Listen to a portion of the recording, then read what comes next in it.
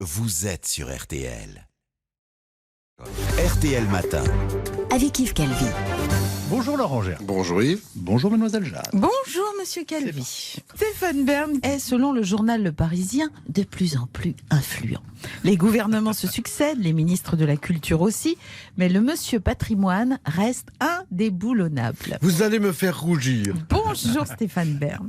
Vous êtes content de cette place de favori du pouvoir ? Je ne rougis pas de plaisir, je rougis de honte. Vous allez me faire passer pour un laquais du pouvoir, ce que je ne suis pas. Zut, flûte et crotte. Oh, personne n'a pensé à ça, Stéphane. Sachez, mademoiselle Jade, qu'avec mon bon roi Emmanuel, il m'arrive même de taper du poing sur la table. Ah bon ? Oui, l'autre jour, tandis que je servais le dîner dans la salle à manger Paulin de l'Élysée, une fourmi s'est immiscée. Afin que notre bon roi Emmanuel ne se salisse pas, et ne salisse pas son auguste menotte, j'ai tapé du poing sur la table afin d'écraser ce maudit insecte. Bon, certains vous reprochent votre statut de courtisan auprès de Brigitte Macron. Baliverne, je ne suis pas du genre à me prosterner. Si l'autre jour je me suis mis à quatre pattes devant elle, c'est simplement que notre reine Brigitte n'avait pas de siège pour s'asseoir. Ah oui, voilà. Depuis, son Altesse me surnomme gentiment le tabouret. C'est tordant, non ? Ah oui, quand même, oui. Attention à vos insinuations, mademoiselle Jade.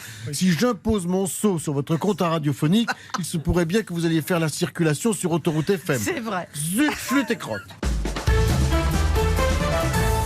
Jean-Luc Mélenchon s'est réjoui la semaine dernière de la créolisation de la France, ce qui n'a pas manqué de générer bien sûr de nombreux commentaires. Bonjour Jean-Luc Mélenchon. Bonjour Jean-Luc Mélenchon. Vous n'êtes pas obligé d'être désagréable tout de suite là. Si, je suis obligé.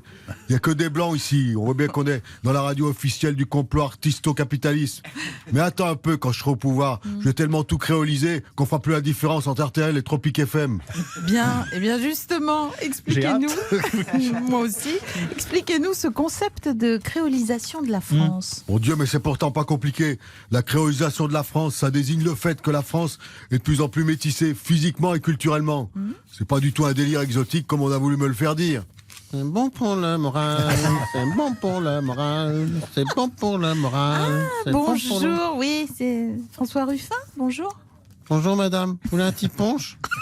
J'en ai ramené une pleine bouteille. Non merci, je ne bois jamais quand je travaille. Pas ni problème. Mais qu'est-ce qui lui prend à Saturnin que d'expliquer que la créolisation, c'est pas un concept exotique et il vient me faire son Francky Vincent. Mais non, c'est pas Francky Vincent que je chantais, c'est la compagnie créole. C'est comme vous m'avez dit, patron, je créolise comme dans les tableaux du douanier Rousseau. Mais qu'il est con! «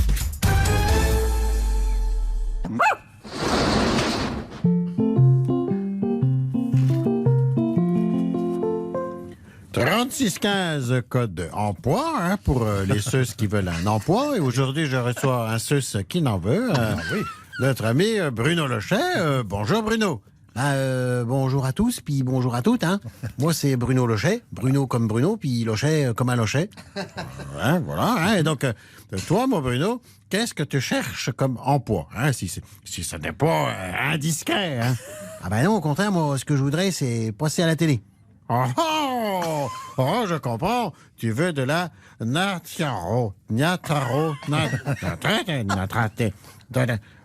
la notoriété.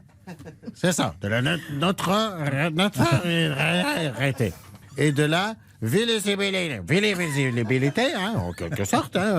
Tu veux, comme qui dirait, être connu. C'est ça, c'est ça que tu cherches, mon Bruno, être connu. Bah oui, je voudrais passer sur BFM, CNews, sur France Info, et puis chez Yves Calvi aussi, si c'est possible. D'accord, mais attention, mon Bruno, je préfère te le dire, il n'est pas commode. C'est un gars, Yves Calvi, malgré son sourire enjôleur, il n'est pas commode. Je sais, mais j'aime bien ses chemises.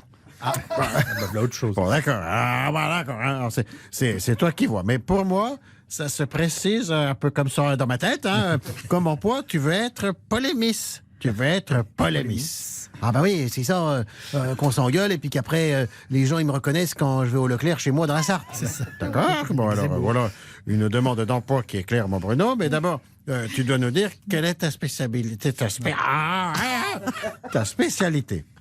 Es-tu infectiologue? Ben non, je crois pas. Es-tu virologue? Ben non plus. D'accord.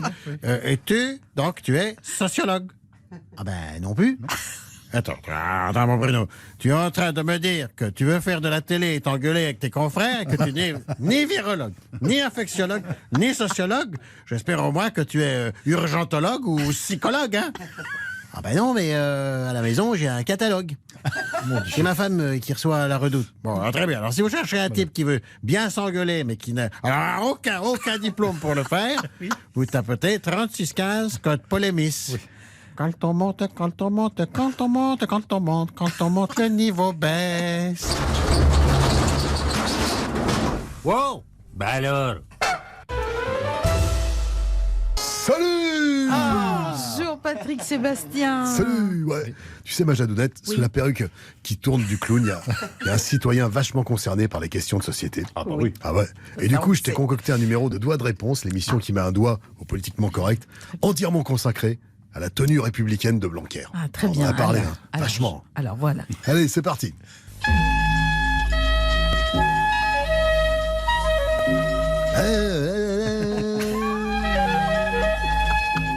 Salut à tous, .te.s. Putain, t'as vu comme je suis inclusif? Ah oui, C'est oui, génial. Hein. formidable. Pour ce nouveau numéro de Doigt de réponse, j'ai réuni que des mecs et des meufs qui en ont dans le carafon. J'ai nommé Alain Finkielkraut, Monsieur Finkielkraut, la patronne d'Oser le clitorisme, Jacqueline Delahaye. Oui, bonjour. Et mon Mich-Mich à moi, que moi je l'adore, Michel Houellebecq. Ça va mon Mich-Mich? J'ai froid. Ouais, mais c'est pas le sujet. Le sujet, c'est comment se fringuer au lycée. T'en penses quoi, toi, mon Finky?